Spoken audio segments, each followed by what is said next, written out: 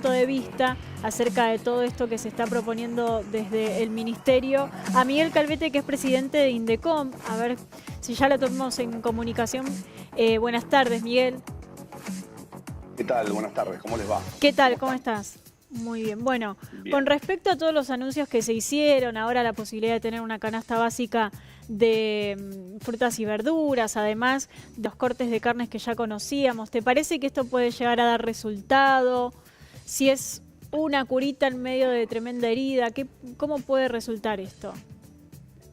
Bueno, a ver, estamos tomando los mismos caminos que se tomaron los años anteriores y evidentemente el camino no es ese, el camino es un acuerdo integral tanto de precios como de costos con toda la cadena de valor, no solamente con los puntos de venta y algunas industrias, sino con todo el espectro, el universo PYME, pero sobre todo los proveedores de insumos, ¿no? Que son Sí.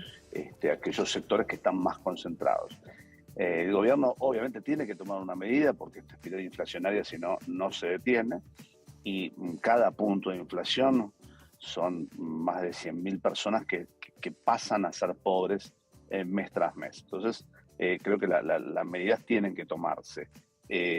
Son medidas paliativas, no son medidas de fondo. Las medidas de fondo, obviamente para los formadores de precios, tenemos en principio determinar quiénes son los formadores de precios.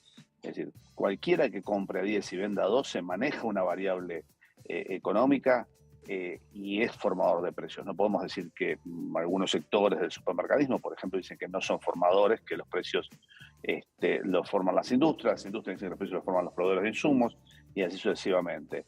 El hecho de que aumenten las materias primas impactan de forma indirecta en la inflación, pero más allá de eso, la inflación estructural en la Argentina ya es de larga data.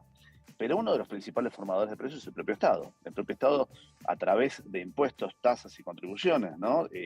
Lamentablemente hay muchos impuestos distorsivos, y cuando uno compra un kilo de harina, un kilo de yerba, un paquete de pan o una bebida, está comiendo y tomando entre un 40 y un 50% de impuestos, ya sean nacionales, provinciales y municipales.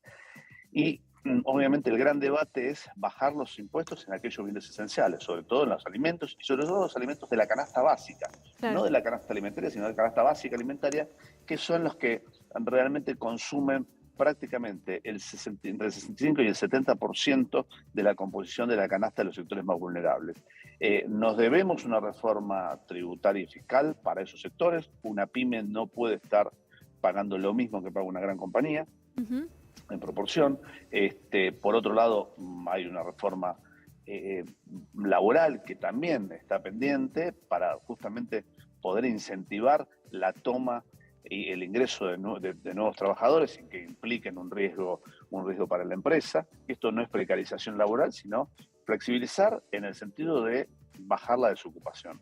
Y por otro lado, bueno, obviamente esto afecta también a todos los sectores vulnerables, como el caso de los jubilados, que también nos debemos una reforma previsional. Creo que hay que tomar medidas de fondo que exceden al Poder Ejecutivo y se basan fundamentalmente en acuerdos entre los distintos sectores y los distintos partidos.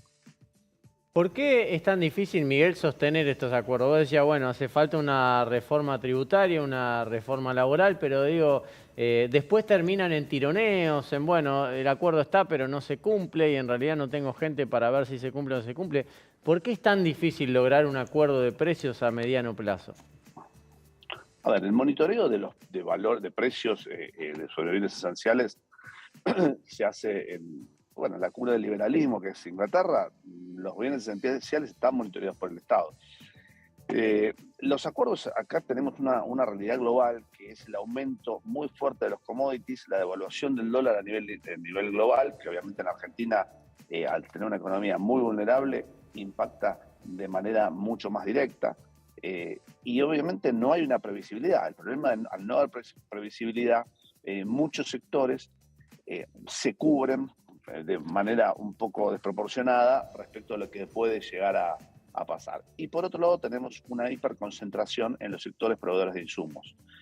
Siendo Argentina un país que tiene integrada toda la cadena de valor, desde la espiga de trigo hasta un paquete de harina o de pasta fina,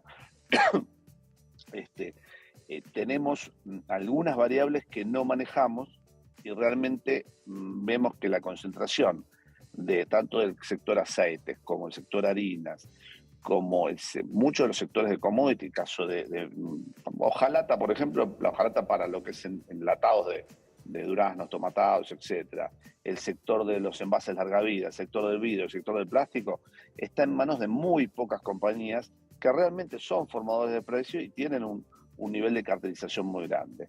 No nos olvidemos que en Argentina, si vamos un paso más abajo... Pero, perdón, ¿no ayudó la ley sí. de góndolas a eso? Digo, teniendo en cuenta que supuestamente...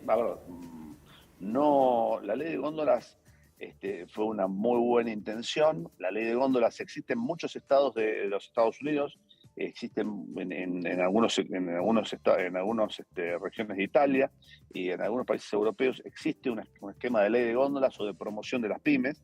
En Argentina no dio resultado justamente porque hay mucho lobby, mucha presión de algunos sectores. Hablaba con la gente de CAPIMA, que es la Cámara de la Pequeña y Mediana Industria de Alimentación, y justamente nos decía que obviamente tienen una situación que más allá que hoy se está cumpliendo el plazo de pago, es decir, no pasan de los 60 días en el caso de alimentos, antes eran 60, 90, 120, sí. El nivel de participación y en escala regional no se está cumpliendo.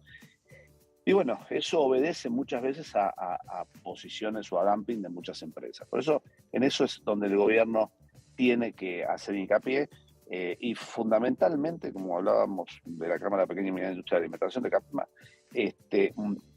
incentivar y fomentar las economías regionales y darle mayor participación a las pymes. La verdadera herramienta, la herramienta más genuina para luchar contra la inflación es generar nuevos actores en la economía, generar competencia.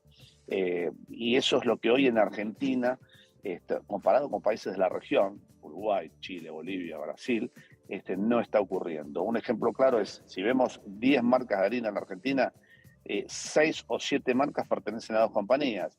Si vamos a Uruguay, vemos 10 marcas y pertenecen a 8 compañías. Es decir, en proporción hay mucha más competencia en países limítrofes, a pesar de que esos países no tienen, por ejemplo, el caso del trigo o la capacidad productiva de materias primas como tiene Argentina, ¿no? Claro, pero usted recién nombraba 2 productos que de alguna manera requieren envasado, enlatado y que se justificaría el aumento de precio por eso. Ahora, ¿qué pasa con las frutas, las verduras? Que no solamente cuando uno va de una verdulería a otra se modifican los precios abismalmente, sino que dentro de una misma verdulería uno va hoy y va dentro de 3 días y sin que pase nada en el medio, no por la guerra de Ucrania, le estoy hablando ya desde diciembre del año pasado, pasaba, le doy un ejemplo, un kilo de banana de salir 140 a salir 200 pesos, de un día para el otro, sin que te expliquen. Bueno, mire, le voy a dar un ejemplo. La justificación de la guerra, la verdad que es absurda. Si analizamos los primeros 15 días de marzo, el pan aumentó más en la Argentina que en Ucrania, para darnos una idea. Entonces, con eso creo que tenemos la respuesta. ¿Qué ocurre?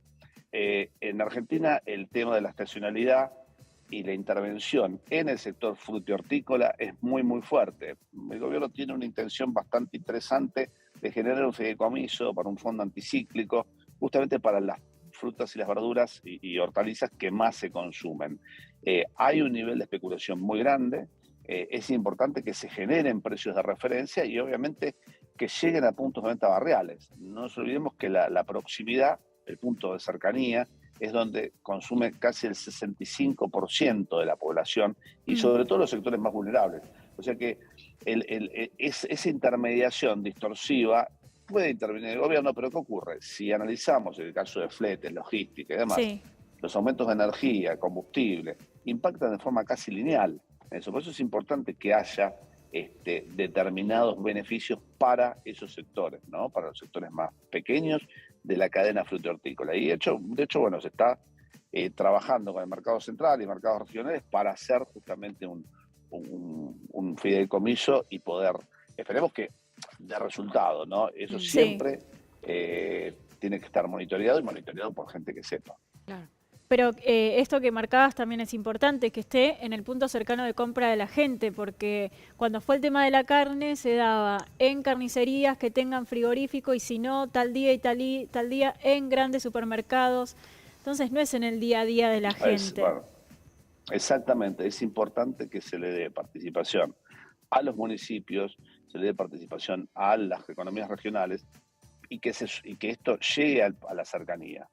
No basta con acordar con 10 cadenas de supermercado que tienen 3.500 puntos contra más de 100.000 puntos que hay de venta de alimentos en la Argentina, ¿no? Más allá de los pequeños almacenes que no están prácticamente contabilizados, pero puntos de más de 200 metros superan holgadamente los 100.000. Entonces, justamente ahí es donde hay que hacer hincapié. Se depende mucho de mayoristas, se depende mucho de distribuidores, actores que se han presentado en las reuniones de estos días con el secretario Filetti, pero bueno, hay que analizar toda la cadena de valor y obviamente cada empresario tiene que estar también a la altura de las circunstancias. Miguel, ¿estás de acuerdo con la ley de etiquetado frontal? ¿Crees que va a cambiar un poquito el juego o no? La ley de etiquetado frontal obviamente tiene mucho lobby y presión para que no se ejecute, pero más allá de la aprobación, tiene que reglamentarse y empezar a operar lo antes posible. Le da al Estado un ahorro muy grande, más allá de que la gente sepa lo que consume, justamente a futuro en lo que respecta al presupuesto de salud pública. La ley de etiquetado frontal está en todos los países del primer mundo y Argentina, que es un país agroindustrial exportador, y como exportador de alimentos lo tiene que tener, no puede ser que no lo tenga. Muy bien, Miguel Calvete, muchísimas gracias por esta comunicación. Lo dejamos seguir viaje, así que muchísimas gracias por atendernos. Muchísimas gracias a ustedes. Hasta la próxima. Bueno, muy claro, a ver si estas medidas llegan a la mano de la gente, que es lo principal, lo que importa acá. Y nosotros nos vamos del otro lado del mundo para contar rápidamente y antes que se termine este programa lo que está sucediendo en Ucrania.